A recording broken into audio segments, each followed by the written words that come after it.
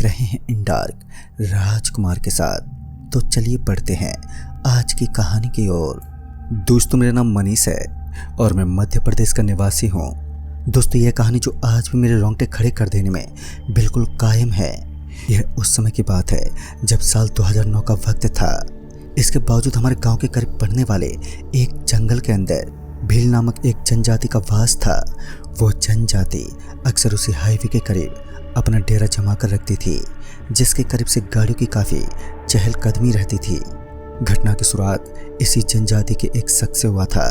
पहले तो मैं आपको बता दूं कि मैं उसी जंगल के पास मौजूद एक छोटे से गांव का निवासी हूं, जिसके पास ही इस घटना ने अपना खौफ प्रचलित किया था। एक दिन मेरे गांव वालों को पता चला कि हमारे गांव से दूर एक भील की लाश मिली है और उस लाश की दशा इतनी ज़्यादा खराब थी कि कमज़ोर दिल वाला इंसान अपनी जान ही गंवा दे। उस जोरदार मौत के बाद उस जगह एक आतंक सा मच गया। लोगों के अंदर एक शक्ति का नाम गूंजने लगा, लेकिन मेरे गांव के अंदर मौजूद बड़े स्तर के लोगों का मानना था कि इन नीची जनजाति के लोगों द्वारा फैलाई गई एक गलतफहमी है। लेकिन हमारे गांव के भी कुछ ऐसे महापुरुष थे जिनका मानना था कि इस गांव के अंदर अब सच में किसी काली ताकत का साया है जो कहर बरपा रहा है। लेकिन इस बात को सहमति देने वाले बहुत ही कम लोग मौजूद थे, मगर जैसे तैसे धीरे धीरे इस मामले को दबा दिया गया। लेकिन बाद में जो हुआ उसे देखकर गांव का हर इंसान ऊपर से लेकर नीचे तक हिल गया। उस खौफनाक जंगल में 4 लाशें मिली और उनकी भी उसी तरह दशा की गई थी जिस प्रकार से उस भील की दशा की गई थी। उन सभी का शरीर भी 2 हिस्सों में बट सा चुका था। उसे देखने के बाद अच्छे अच्छे लोगों की रूह कांप उठी। उसका वो रूप सच में बेहद ही भयानक था। हालांकि मैंने उनकी ये दशा नहीं देखी थी, लेकिन गांव वालों के अनुसार उनका रूप सच में बहुत ही डरावना था। अब तो गांव के कुछ अजनबी प्राणियों को छोड़कर सभी को यह विश्वास हो चुका था कि इस गांव के अंदर ज़रूर किसी आत्मा का प्रकोप है। गांव में सभी लोगों को यह विश्वास होने लगा कि ज़रूर इस गांव के अंदर कोई राक्षस या फिर कोई अनजानी शक्ति लोगों को अपना शिकार बना रही है। लेकिन सभी लोगों को एक बात जो लगातार खटक रही थी कि वह आत्मा किसी इंसान को मारने के बाद उसका सेवन क्यों नहीं करती या फिर उन्हें दफनाती क्यों नहीं। और ये सभी बातें गांव के सभी लोगों से छुपी हुई थी कि आखिर ऐसी कौन सी ताकत है जो इस गांव के ऊपर अपना दहशत का माहौल मचा रही है और वो ऐसा क्यों कर रही है। गांव में काफ़ी लोगों को पूर्णतया यह यकीन हो चुका था कि इस गांव पर ज़रूर किसी शैतानी रूह का साया है। लेकिन इसी बीच मेरे गांव के अंदर कुछ लोग ऐसे भी थे जो हरगिज इन चीज़ों पर विश्वास करने के लिए बिल्कुल भी तैयार नहीं थे। और उनमें से एक मेरे अंकल सुमेर भी थे जो बार बार इन बातों को गलत साबित करने की कोशिश करते थे, लेकिन उल्टा दांव उनके ऊपर ही पड़ जाता था। लेकिन एक दिन एक बार फिर एक ऐसा खौफनाक किस्सा जिसने इस बार गांव को पूरे तरीके से दहशत की ऐसी स्थिति में डाला जिसकी वजह से पूरा गांव कुछ दिनों के लिए खामोश हो गया। गांव की स्थिति कुछ दिनों के लिए एकदम वीरान सी हो चुकी थी। ऐसा लग रहा था मानो गांव के अंदर किसी की मौत हो गई हो। दरअसल कुछ दिन पहले ही गांव का एक लड़का जिसका नाम सुनील था, जो अपनी गाड़ी लेकर उस सड़क को पार कर रहा था जिस सड़क पर पहले भी काफ़ी सारे हादसे ने जन्म लिया था। लेकिन इससे पहले ही वो गाड़ी एक खाई में फंस गई और पता नहीं वह खाई आखिर आई तो आई कहाँ से, क्योंकि उससे पहले वहाँ पर कोई खाई थी ही नहीं। यह सच में एक हिला देने वाली बात थी। और जब गांव वालों ने इसके बारे में रिसर्च किया तो वह भी नहीं जान पाए कि आखिर ये गहरी खाई आई तो आई कहाँ से। और इतने में ही उसकी गाड़ी एकदम से पलट गई और उसके साथ जो रिश्तेदार बैठे हुए थे उनकी मौत हो गई। लेकिन उसका एयरबैग जल्दी बाहर निकल गया जिस वजह से उसकी तो जान बच गई, लेकिन उसके सहपाठी अपनी जान बचाने में नाकाम रहे जिस वजह से वह अपने आप को कभी माफ़ नहीं कर पाया। अब उसकी किस्मत का खेल तो देखो, गाड़ी पलटने के बावजूद भी उसे खरोंच तक नहीं आई और उसके रिश्तेदार जिनकी मौके पर ही मौत हो गई थी। दोस्तों, यह सिर्फ कहने या सुनने में आसान लगता है, लेकिन जिनके साथ ये हादसे होते हैं ये तो वही जानते हैं कि आखिर इस वक्त वह किस दौर से गुजर रहे हैं। रिश्तेदार की मौत का गांव के ऊपर इतना प्रभाव पड़ा कि गांव के अंदर किसी भी चिड़िया की चहचहाहट तक सुनाई नहीं दी।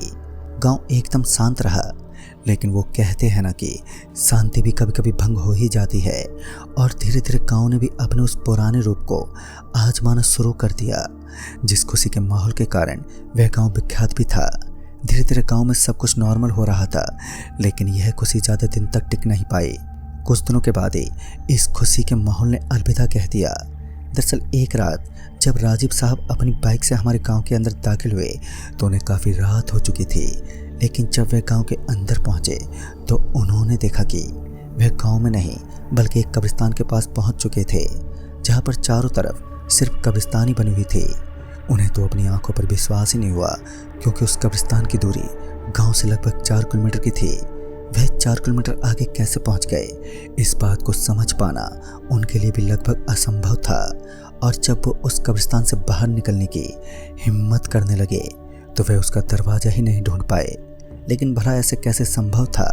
उस कब्रिस्तान की मरम्मत करते समय उनका भी बड़ा हाथ था। उन्हें तो उस कब्रिस्तान का दरवाज़ा अच्छी तरह मालूम होना चाहिए था, लेकिन इसके बावजूद वह उस दरवाजे को ढूंढ पाने में नाकाम रहे। और उन्हें भी समझ नहीं आ रहा था कि आखिर किस शक्ति ने उनके साथ खिलवाड़ करना शुरू कर दिया है। वह जल्द से जल्द इस कब्रिस्तान से बाहर निकलना चाहते थे, लेकिन वह इतना आसान नहीं था। उन्होंने पहले तो अपनी बाइक की लाइट जलाई, तभी उन्हें दूर दूर तक सिर्फ और सिर्फ उस कब्रिस्तान में पसरा हुआ जोरदार सन्नाटा ही दिखा। उन्हें विश्वास ही नहीं हुआ कि यह कब्रिस्तान इतना बड़ा कैसे हो गया, क्योंकि इस कब्रिस्तान का इतना बड़ा होना सच में एक हिला देने वाली बात थी। इससे पहले उस कब्रिस्तान की दूरी लगभग 80 मीटर की ही थी। राजीव साहब, जो गांव के एक इज्जतदार आदमी होने के साथ साथ अनुभवी व्यक्ति भी थे, लेकिन उनके लिए भी आज काफ़ी जाल बिछाए गए थे। वह जोर जोर से किसी को आवाज़ देने लगे, लेकिन खंडर पड़ी उस जमीन पर किसी का नामो निशान तक नहीं था। 4 किलोमीटर के दायरे में किसी का घर भी मौजूद नहीं था। लिहाजा राजीव साहब ने अपनी बाइक को स्टार्ट किया और उसका एक्सीलेटर दबाते हुए वो वहाँ से भागने की कोशिश करने लगे, लेकिन उनकी बाइक आगे ही नहीं खिसक पाई। जोरदार अंधेरे के बीच इस कदर हादसे का जन्म लेना सच में एक हिला देने वाली बात थी। और उसके बाद जब राजीव साहब ने पिछले टायर की ओर ध्यान दिया तो उनकी आंखें फटी की फटी रह गईं। उनका पूरा शरीर पसीने से लथपथ होने लगा, क्योंकि उन्होंने देखा कि एक हाथ जिसने उनके टायर को जकड़ रखा था, और यही एक सबसे बड़ी वजह थी कि वह बाइक आगे बढ़ पाने में कायम नहीं थी। बाइक लगातार उसी जगह पर खड़े होकर जम सी चुकी थी, और उस भयानक हाथ को बाइक के पास देखते ही राजीव साहब तुरंत ही बाइक से नीचे उतरे और पैदल पैदल ही उस कब्रिस्तान में भागने लगे। उन्होंने कब्रिस्तान के अंदर एक तेज दौड़ लगाना शुरू कर दिया। वह लगातार कब्रिस्तान में भागते रहे, लेकिन वहां दरवाजे का कोई ठिकाना नहीं था। ऐसा लग रहा था मानो वह किसी मायावी जाल में फंस गए हों, और अब उनके लिए उस जाल से निकलना भी लगभग नामुमकिन होगा। लेकिन तभी उन्हें याद आया कि उन्होंने कब्रिस्तान के दरवाजे के आगे एक बड़ी सी लाइट का निर्माण करवाया था, और अगर वो एक कब्रिस्तान था तो वो लाइट आखिर कहाँ गायब हो गई। यह भी सच में एक हिला देने वाली बात थी। वह चारों तरफ देखने लगे, लेकिन उन्हें वो लाइट भी दूर दूर तो कहीं भी नजर नहीं आई। अब तक उनका कलेजा मुंह तक आ अटका था, क्योंकि उन्हें तो ये समझ ही नहीं आ रहा था कि आखिर यहाँ से निकलने का दरवाज़ा है कौन सा, क्योंकि उन्होंने चारों तरफ घूम लिया था। लेकिन इसके बावजूद भी वो उस दरवाजे का पता करने में नाकाम रहे। फिर थोड़ी ही देर के बाद वह थक हार कर वहीं मिट्टी के ऊपर लेट गए, क्योंकि अब वह पूरी तरीके से हार मान चुके थे। वह उसी मिट्टी पर लेटकर भगवान हनुमान जी का जाप करने में लग गए। अब उनके पास सिर्फ वही एक रास्ता था। वह लगातार भगवान हनुमान जी का जाप करते रहे। वो यही चाहते थे कि वे जल्द से जल्द इस जगह से निकलने में कामयाबी हासिल कर सके। लेकिन जो इंसान हार मान चुका होता है उसके लिए कठिनाइयों से लड़ पाना लगभग नामुमकिन हो जाता है।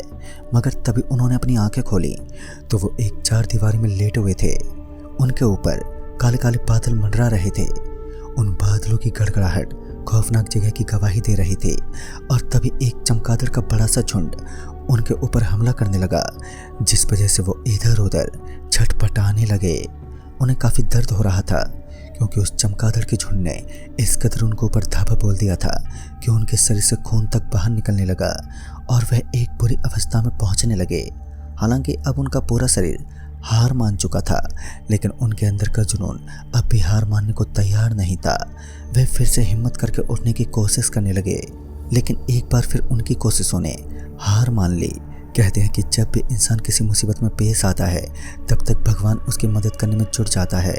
दोस्तों, उसकी थोड़ी ही देर के बाद वहाँ पर आंधी और तूफान ने अपना विकराल रूप धारण कर लिया। ऐसा लग रहा था मानो प्राकृतिक रूप अपना सौंदर्य बिगाड़ रही है। कड़कती हुई बिजली के साथ साथ चारों तरफ माहौल भी एकदम बिगड़ चुका था।